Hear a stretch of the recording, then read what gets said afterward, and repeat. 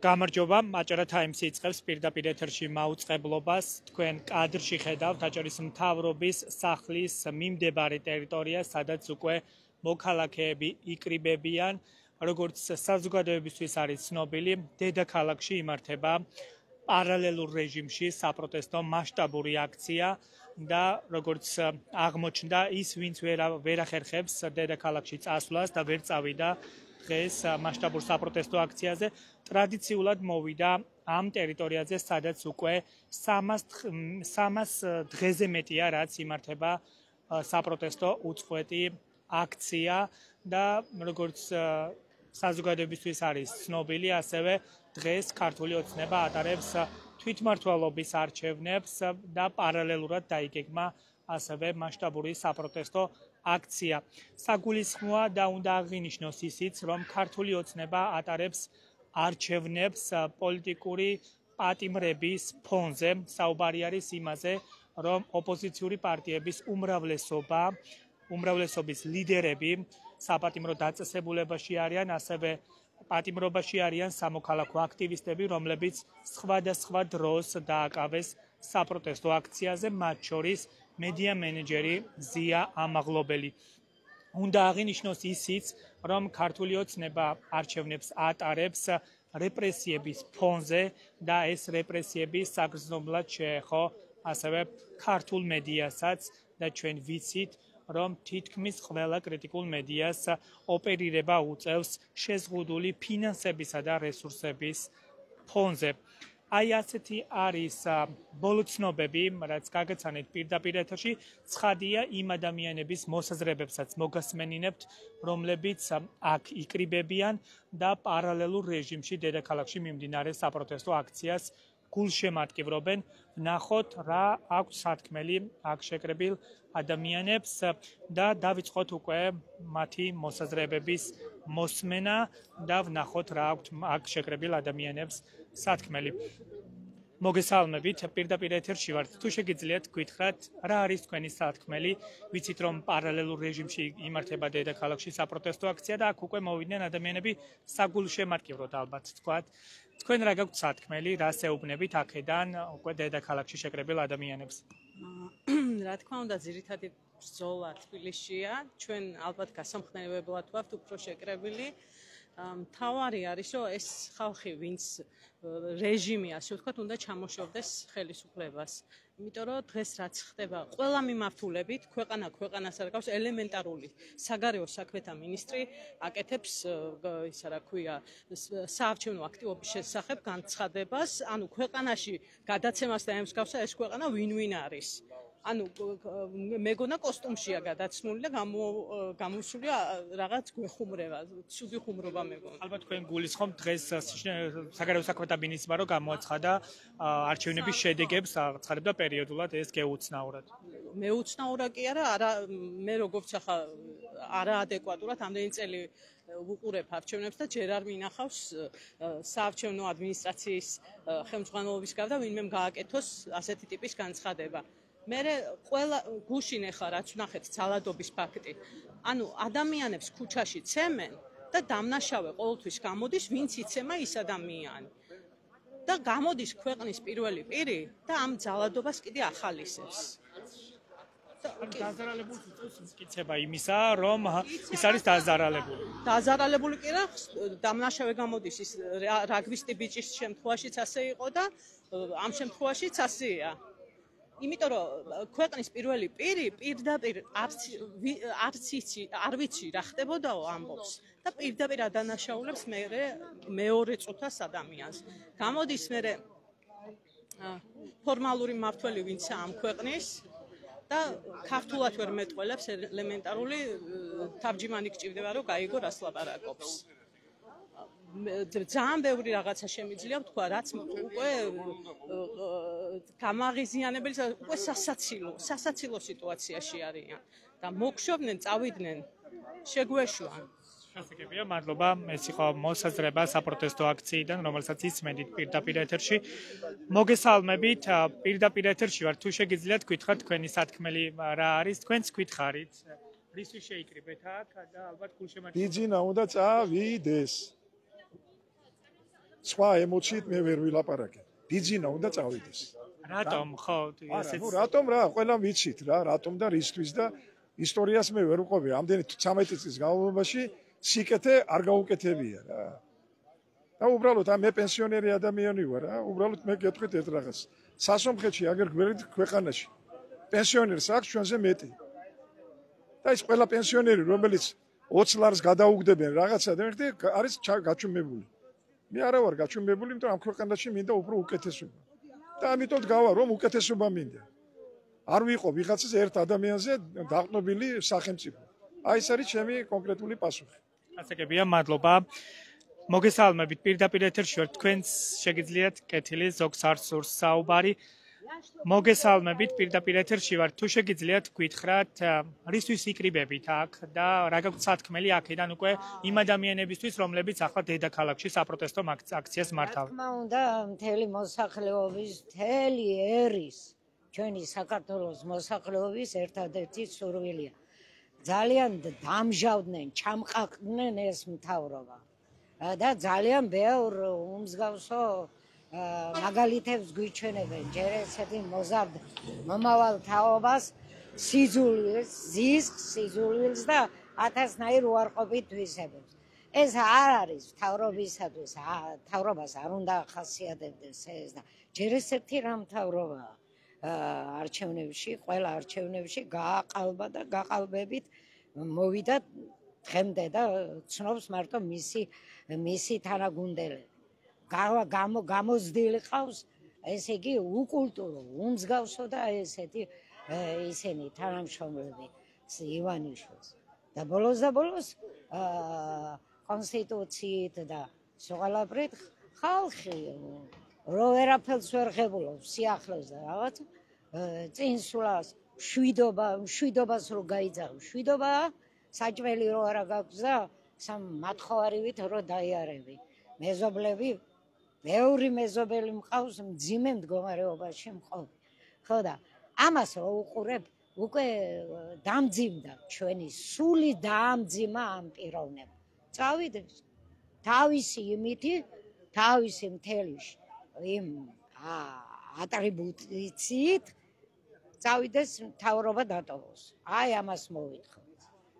გადავაგდებ თუ თვითონ თავისი ნამუსი იქონიოს, რომ არ პასუხობს საზოგადოებას, ერთს საზოგადოებას. აქ მრავალ ეროვანი ისა კუთხე საქართველოს და ყვილათაა ის ქართველობის წარმომადგენელი. არ უპასუხა არანაირად. რეპრესიები გვახსოვს ჯერ მე-19 საუკუნიდან დაწყებული და გვეყო უკვე. გვეყო. სიბერეში ვარ, 75 წლის ქალი ვარ და ისა რა გითხრათ რა, მძიმე მდგომარეობა. სხვას რო უყურებ, მე ჯანდაბას მოვიკლებ, როგორც პატრიოტი, როგორც მამულიშვილი მოვიკლებ ყველაფერს და სხვას დავეხმარება, რამდენს გინდა დაეხმარ. რა არაფერი სიახლე არ შემოაქვს მთავრობას. არანაირი ფინანსები იხარჯება, სულ ტყუილ უბრალოდ არაფრის მქნელი საზოგადოებისთვის, არაფრის მქნელი რაღაცეებზე იხარჯება თანხები. აი ეს არის უბედურება, რომ ხალხის გასაჭირი ამ დღევანდელ იმ ფორმალურ მთავრობას არ ესმის. კეთილი, მადლობა თქვენი მოსაზრებისთვის. დაანებოს სამთავრობო იმას, მშვიდობიანს კი არ ვიტყვი. ნამუსიან, აი ნამუსი თუ გააჩნია ცოტა პატარა, დატოვოს სამთავრობო ისა. სანამ რაღაცა მომხდარა, სანამ ხალხის ფიალა აივსო უკვე ფიალა. 64 წლიდან 75 წლამდე უკვე გავლია ამ ჯახირში და უბედურებაში ეს წლები. და მაგას თუ უნდა კარგი ცხოვრება, ისე მინდა მეც. და ცხოვრებაზე კი არაა საქმე. სამშობლოს საითკენ მიაქანებ ეს არის. მადლობა. თქვენ გვეტყვით რაიმეს შეგიძლიათ გითხრათ რა არის თქვენი სათქმელი კეთილი გავაგრძელოთ სხვების მოსმენა მოგესალმებით პირდაპირ ეთერში ვართ გითხარით თქვენ კეთილი მე შეგახსენებთ იმას რომ თბილისის პარალელურად საპროტესტო აქცია იმართება ბათუმში და ვინც ვერ მოახერხა წასვლა დედაქალაქში ისინი მოვიდნენ აქ საკონსტიტუციო სასამართლოსა და აჭარის მთავრობის სახლის მიმდებარე ტერიტორიაზე სადაც უკვე 300 დღეზე მეტია რაც საპროტესტო აქცია იმართება და ჩვენ ვიცით რომ გასული არჩევნების შემდგომ უწყვეტად გრძელდება საპროტესტო აქციები ბათუმსა და საქართველოს თითქმის ყველა დიდ ქალაქში და დღეს არის მორიგი მასშტაბური საპროტესტო აქცია უკვე თვითმმართველობის არჩევნების პარალელურად რომელსაც ატარებს ქართული ოცნება. დავით მოგესალმებით პირდაპირ ეთერში ვართ გითხარით მოლოდინები განწყობები და რა გაქვთ თქვენ სათქმელი პირველ რიგში მოგესალმებით სათქმელი გვაქვს ის რომ დადგა დრო ამათი წასვლის და უახლოეს საათებში გავიგებთ ახალ ინფორმაციას რა მოხდება და როგორ მოხდება და კაკას მოლოდინი მაქვს ის რომ დიქტატურის შემდეგ რაც ამ ქვეყანაში იყო და დღეს აპირებენ ჩამოყალიბებას უკვე აღარ გამოუვათ ხალხი გამოფხიზლებულია ხალხი ქუჩაშია აქედან გამომდინარე რაც მალე ჩაალაგებენ ჩემოდნებს და წავლიან მით უკეთესი ესაა ჩემი მოლოდინი და ესაა ჩემი სურვილი გასაგებია მადლობა თქვენც რომ გითხრათ რა გაქვთ სათქმელი და როგორ ფიქრობთ დღეს მიმდინარეობს არჩევნები მასობრივი საპროტესტო აქციის პარალელურად რა მოლოდინები არსებობს და რას ცდილობს ახლა ქართული ოცნება ხალხი ვეღარ აიტანს ამდენ უსამართლობას ესე იგი ჩვენ და მთელ საქართველოს აინტერესებს რომ იყოს თანასწორობა სამართლიანობა და ადამიანის უფლებები დაცული მე როგორც იურისტ ადვოკატი და სამართლიანობის სპეციალისტი მე მინდა რომ ქართველმა ხალხმა ითხოვოს თავისუფლად და იყოს დამოუკიდებელი და ჰქონდეს სუვერენიტეტი და უნდა იყოს რა თქმა უნდა მისწრაფება ევროპისკენ და არა რუსეთისკენ. რუსები არიან, რუსეთი არის ოკუპანტი ქვეყანა და ჩვენ ვერ შევეგუებით, ქართველი ხალხი ვერ შეეგუება ოკუპაციას. და რა თქმა უნდა მოლოდინი მაქვს ის რომ ალბათ სიმართლე სამართლიანობა გაიმარჯვებს და იზეიმებს და ქართველი ხალხი გაიმარჯვებს. აქ არ არის ერთ და ორ კაცი აქ ლაპარაკი, არა თლიან საქართველოზე, საქართველოს გადარჩენაზე და საქართველოს ნამდვილად ჭირდება ახლა სწორი ორიენტაცია და სწორი ორიენტაცია ეს არის ევროპისკენ სვლა და არა რუსეთისკენ უკან დაბრუნება ჭაობში, რომლიდანაც ჩვენ დავაღწიეთ თავი 30-35 წლის წინ, როცა დაიშალა საბჭოთა კავშირი. გასაგებია, მადლობა. დეა, გითხარი, აბა რა მოლოდინები და განწყობა გაქვთ და როგორ ფიქრობთ, დღეს მიმდინარეობს კიდევ არჩევნები, თვითმმართველობის არჩევნები, აღსანიშნავია ისიც, რომ მასობრივი რეპრესიების ფონზე მიმდინარეობს ეს არჩევნები და რა შედეგები შესაძლოა დასრულდეს. Ну, არჩევნებთან დაკავშირებით მე მაქვს ჩემი პოზიცია, რომ დღეს არჩევნები არ მიმდინარეობს და არჩევნებში მონაწილეობა არის რეჟიმის თამაში წესებით თამაში, რაც ხედავთ რომ ამდენ წლის მანძილზე შედეგის მომტანი არ არის, იმიტომ რომ ოპოზიციურმა პარტიებმა და თუნდაც სამოქალაქო საზოგადოებამ არაერთხელ სადაც მოლაპარაკების მაგიდაზე დაჯდომა რეჟიმთან, მაგრამ ისინი ყოველთვის იტყუებიან და ყოველთვის არასდროს არ ასრულებენ თავის პირობებს.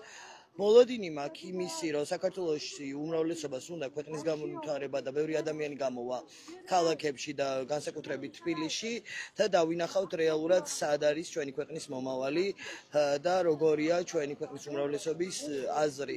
იმედი მაქვს, რომ როგორც საქართველოს ისტორიის მანძილზე დღესაც და მე არ მაქვს იმის ილუზია, რომ დღეს დასრულდება ყველაფერი, მაგრამ დღეს დაიწყება დიდი ბრძოლა იმისთვის, რომ საბოლოოდ გავიმარჯვოთ. მადლობა, დეა. ასლან, შენც გითხარი, აბა რა მოლოდინები გაქვთ, რა პროგნოზი შესაძლოა გაკეთდეს ამ შექმნილი ვითარებიდან გამომდინარე და არჩევნებზეც გითხარით, დღეს ატარებს ქართული ოცნება არჩევნებს საყოველთაო რეპრესიების ფონზე, რა შედეგებით შეიძლება დასრულდეს? არჩევნები დავიწყებ. პირველ რიგში სულხან შენ დიდი მადლობა, რომ ძალიან მაგარ საქმეს აკეთებ, საზოგადოებას ინფორმაციას აწვდე. ამიტომ დღეს სასიხარულოა, როდესაც ჟურნალისტები თავის პოზიციებს იცავენ და მნიშვნელოვანია ამიტომ უსაფრთხო გარემოში არ გიწევთ მუშაობა.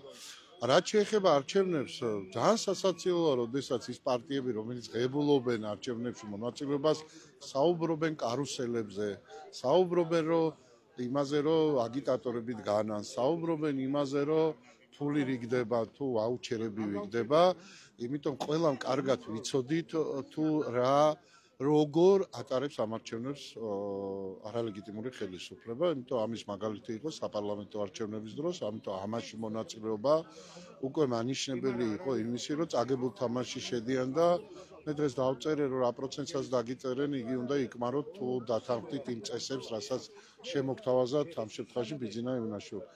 მოლოდინებზე რა უნდა გითხრათ, რომ ეს საზოგადოება უნდა გადაწყვიტოს, თუ მათ სურვილი აქვს, რომ იცხოვრონ ავიცი რუსულ მართლობაში, კი ბატონო, მათი გადასაწყვეტია.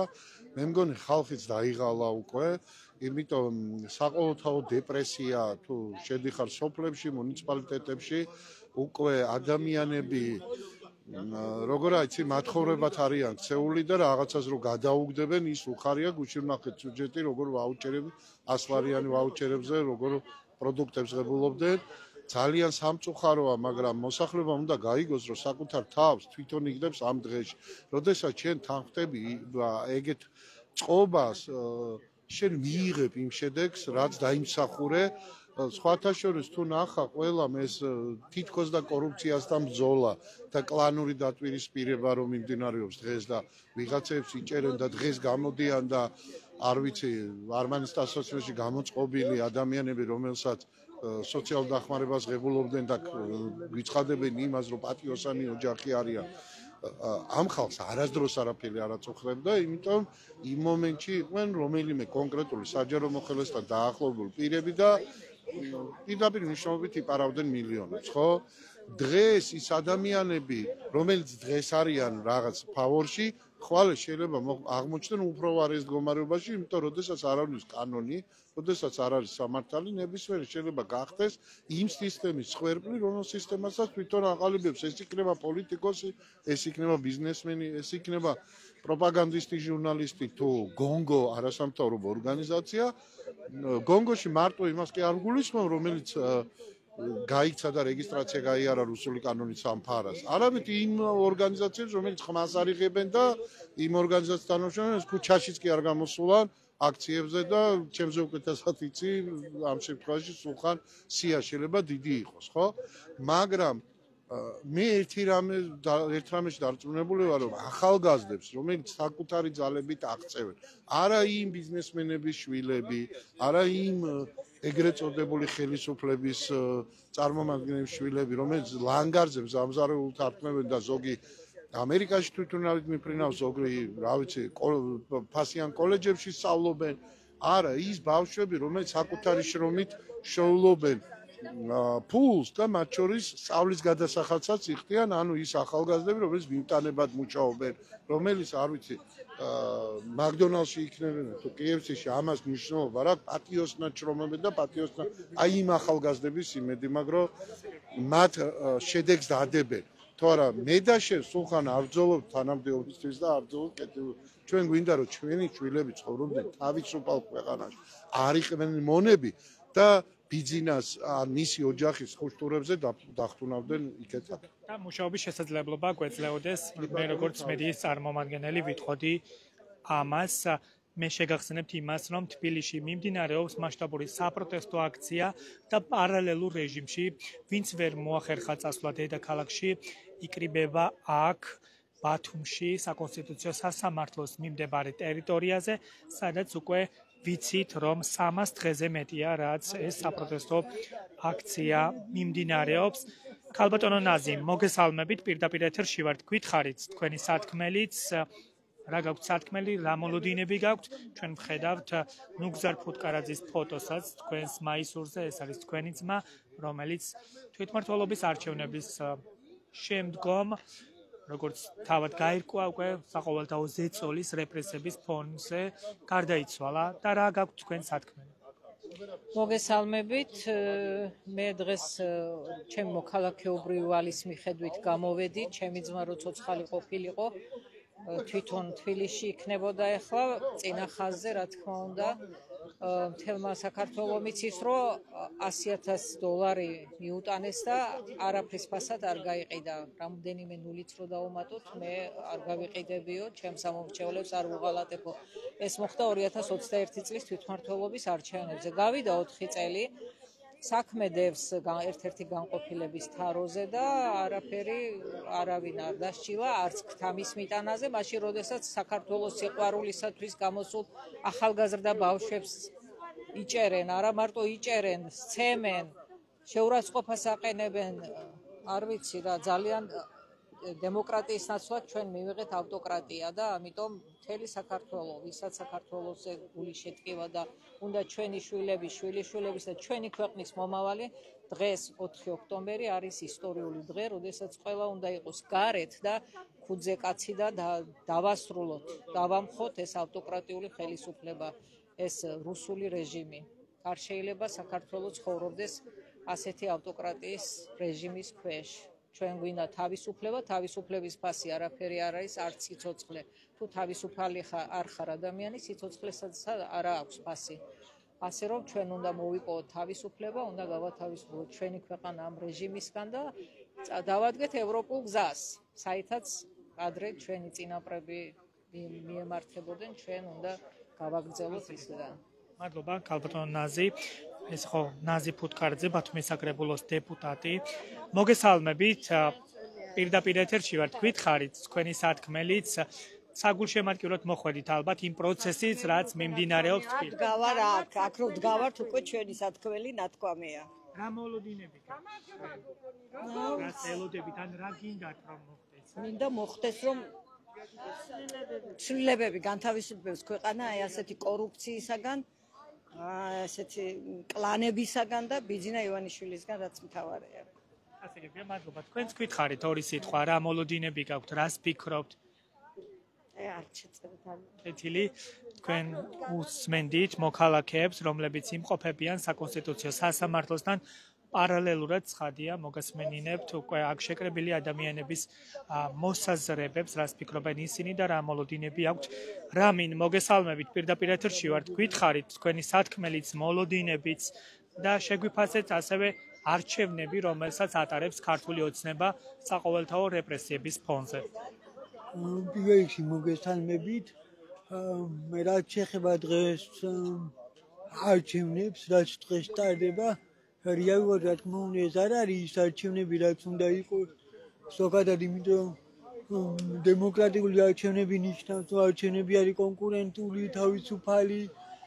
დღეს არც კონკურენცია გვაქვს, არც თავისუფლება გვაქვს, იმიტომ რომ ქვეყანაში ხდება ასე ვთქვათ სახელმწიფო ვერტიკალის მიერ უკანონო გზებით, ანუ მონოპოლიის დამყარება ყველაფერზე, ანუ საჯარო მოხელეები, თუნდაც ისეთი უწყებები, სკოლები, მაგალითად საგანმანათლებლო დაწესებულებები პირდაპირ წლებია ჩართული არიან სახელმწიფო პარტიის, ასე ვთქვათ, საარჩევნო პროპაგანდაში და ეს არ არის, რა თქმა უნდა, თავისუფალი და კონკურენტული არჩევნები, ამიტომ ვერ ვიტყვით, რომ დღეს არჩევნები ტარდება ქვეყანაში, მით უმეტეს იმ ფონზე, რაც ხდება, ვთქვათ, აქციის მონაწილეებზე ზეწოლა იქნება თუ უკანონო დაკავებები იქნება, NGO სექტორზე განხორციელებული საკანონმდებლო დევნა მაგალითად, ერთ-ერთი მთავარი კრიტერიუმი, რაც არის არჩევნების დემოკრატიულობის, არის ის, რომ ვთქვათ, NGO სექტორს როგორც ასე ვთქვათ, დამოუკიდებელ და მიუკედებელ, ასე ვთქვათ, ორგანიზაციებს აქვს შესაძლებლობა დააკვირდեն საარჩევნო პროცესს, ხო? საარჩევნო პროცესი არ არის მარტო არჩევნების დღეს უბანზე მისვლა და დაკვირდება, საარჩევნო პროცესია ხმის მიცემამდე, ვთქვათ, საარჩევნო კამპანია, ხო? რა ხდება, როგორ ხდება, ამიტომ წინასაარჩევნო პერიოდი, როდესაც ასეთ სტრესულ გარემოში ტარდება და ზეწოლის ფონზე ჩვენ ვერ ვიტყვით, რომ დემოკრატიული არჩევნები გვაქვს და იმედი გვაქვს, რომ სახელმწიფო პარტია მოვა გონზე და დაუბრუნდება იმ დემოკრატიულ გზას, რაც უნდა იყოს ქვეყანაში და ქართველი ხალხი იმედია ბოიკოტს გამოუცხადებს არჩევნებს და არ მივა საკმარისი რაოდენობა არჩევნებზე, რომ არჩევნები არ შედგეს, თუმცა არ ვიცით რა მოხდება, იმიტომ რომ სახელმწიფო პარტია იყენებს სხვადასხვა რესურსებს, რომ ეს არ დაუშვას. პირადად მე პირველად არის ცხოვრებაში, რომ მე ვთქვათ, აი მომიწოდებია ხალხისთვის, რომ არჩევნებზე მივიდეს, იმიტომ რომ მე ვთვლი, რომ დღეს არჩევნები არ არის ქვეყანაში. და ნახოთ რა მოხდება. იმედი გვაქვს, რომ ჩვენი ასე ვთქვათ, საერთაშორისო პარტნიორებიც და ჩვენც ადგილობრივები ქართველები შესაბამისად ვიმოქმედებთ კანონის ფარგლებში და შევძლებთ თავისუფალ არჩევნებს მივახციოთ ქვეყანაში. მადლობა. გასაგებია, მადლობა. რამის უსმენდით თქვენ პირდაპირ ეთერში და როგორც მითხრეს, ახლა არ ვიცი რამდენად რეალური არის ეს ინფორმაცია. რამდენიმე მეტრში საპროტესტო აქციიდან ადგილი აქვს მცირე ინციდენტს, თუ არ ვცდები და მე შევეცდები რომ გიჩვენოთ პირდაპირ ეთერში თუ რა ხდება, რა ინციდენტი არის საუბარი, როგორც მითხრეს, საარჩევნო პროცესში ჩართული პირებს შორის არის რაღაცა სიტყვიერი უთანხმოება და შევეცდები რომ გიჩვენოთ, თუმცა ცოტა მოგვიანებით, უпроსტად ცოტა მოშორებით არის ეს ინციდენტი და არ ვიცი რამდენად მოვახერხებ რომ გიჩვენოთ პირდაპირ ეთერში. მე კიდევ ერთხელ შეგახსენებთ, რომ ბათუმის პარალელურად საპროტესტო მასშტაბური საპროტესტო აქცია იმართება დედაქალაქში, თბილისში და ვიცით რომ რეგიონებიდან ჩავიდნენ იქ ადამიანები, რათა კიდევ ერთხელ გამოხატონ საყოველთაო პროტესტი იმაზე რეპრესიებზე, რაც ხდება ქვეყანაში. ჩვენ ისიც ვიცით, რომ დღეს ქართული ოცნება ატარებს არჩევნებს საყოველთაო პროტესტის ფონზე, რეპრესიების ფონზე. არ არის ჯერჯერობით აქ სიტუაცია არის 7, როგორც ჩანს, უკვე დასრულდა ეს ინციდენტი, რომელსაც ადგილი ჰქონდა რამდენიმე წუთის წინ და უკვე აქ არის სიმშვიდე, შეგვიძლია ისევ დაუბრუნდეთ საპროტესტო აქციას. მე გეტყვით იმას, რომ დღეს ატარებს ქართული ოცნება არჩევნებს, რომელშიც არ მონაწილეობს თითქმის ოპოზიციური პარტიების დიდი უმრავლესობა, საუბარი არის 8 პარტიაზე, 8 მძლავრ ოპოზიციურ პარტიაზე, რომლებიც ბოიკოტის რეჟიმში არიან და მათი ლიდერები ქართულმა ოცნებამ